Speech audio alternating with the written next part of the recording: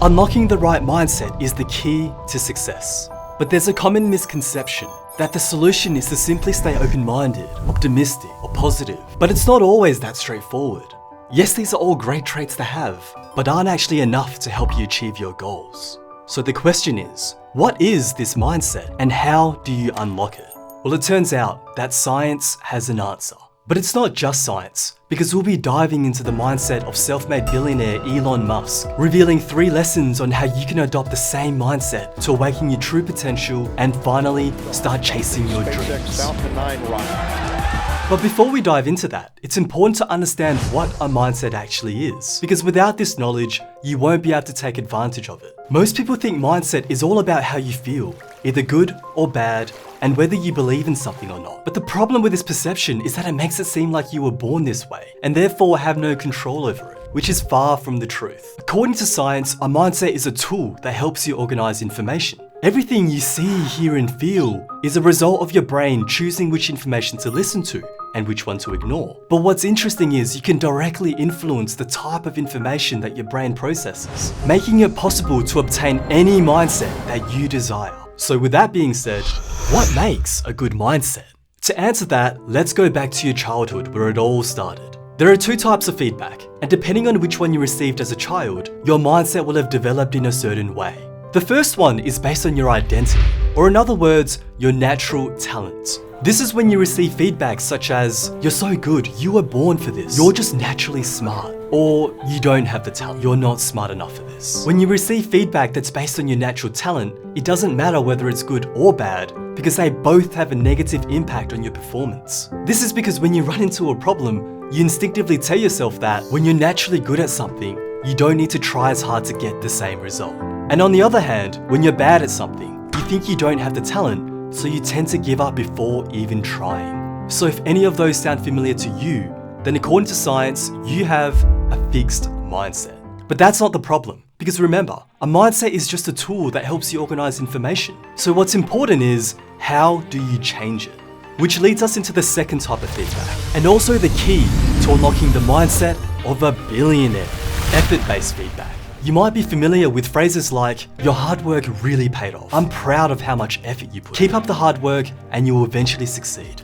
This is proven to lead to high performance, increased motivation, and a stronger willingness to learn. Because once you attach yourself to effort-based feedback, you tell yourself, when I'm good at something, it's because of how much effort I put in, so I'll continue to try my best. But then if I'm bad at something,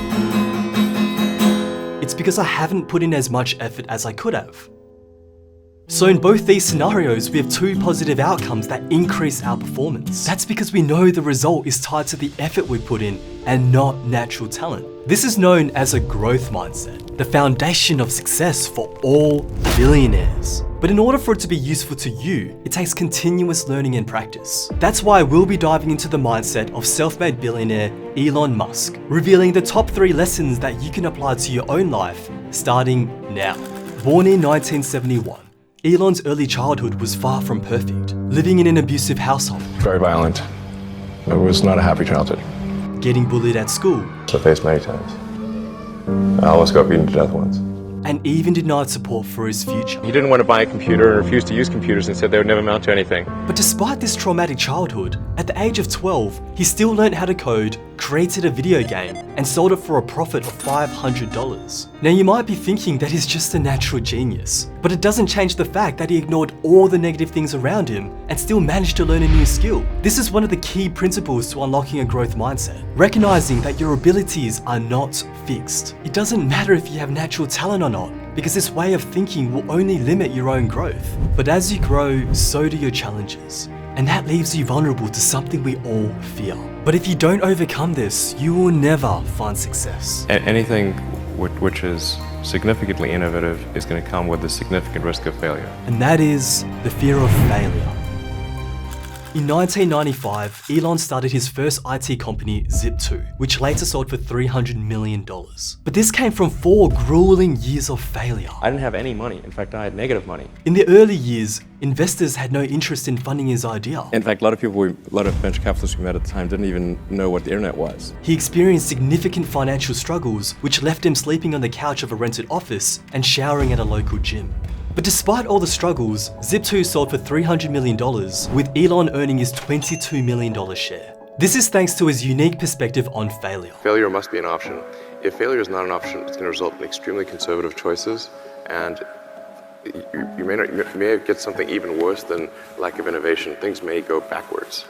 The second lesson here is to embrace failure as a learning opportunity. But here's the problem. It sounds simple, but the reason why many fail to actually do it is because of how our brains operate. Your brain has a logical and emotional side. This is known as the limbic system and the prefrontal cortex. The emotional side happens to operate faster, which is why you're quick to experience negative emotions when you fail at something. And there's nothing wrong with that. You simply can't suppress your emotions. But what's important is what you do after. Remember that the logical side of your brain operates slower. Make it a habit to start shifting that emotion towards learning from your failure. You can simply do this by following 3 steps. Number 1, reflect on what went wrong. Number 2, break down the exact steps that led to the failure. And number 3, for each step, write down what you would do differently next time. Do this and you'll be way ahead of anyone else around you. But at the end of the day, we're only humans. There's only so much failure we can tolerate. So the question is, what else can we do to strengthen our determination for success?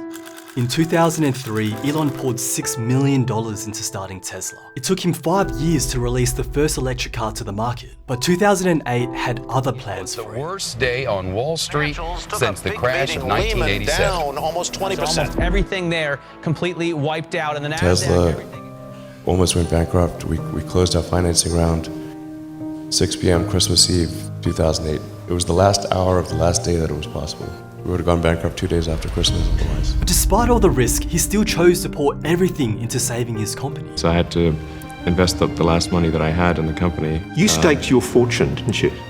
Everything, yeah. I would have ended up owing money if Tesla had gone bankrupt. So what is it that drove Elon to the extreme, willing to risk everything for the success of his Global warming company? is a very serious issue, and it's something that we have to address, and the only way to address that is to come up with a car that doesn't add carbon emissions to the environment. And I think the way to do that is with electric vehicles. Well, it turns out that part of his determination was related to his dreams and goals. He also had a similar goal with SpaceX. And what we'd like to do with SpaceX is try to turn that around, and maybe ultimately we could have a city on Mars and be a multi-planet species. The third lesson here emphasizes the importance of goal setting. This is backed by research done in neuroscience, showing that having a goal is directly linked to higher motivation and confidence. When you set a goal, you're biologically programming your brain to change or create new behaviors to reach them. But not all goals are made equal. The type and level of difficulty also play a huge role in influencing your motivation. The problem with most goal-setting frameworks out there is that it doesn't emphasize enough on the motivation side of things to ensure that you will stick to your goals. Which is also why I created a free 10-minute goal-setting guide that includes the element of motivation before you choose a goal and steps to guarantee that you will achieve it. So if you're interested in that, then head down to the description box below to grab your free copy. Otherwise, thank you for watching, and I'll see you next time.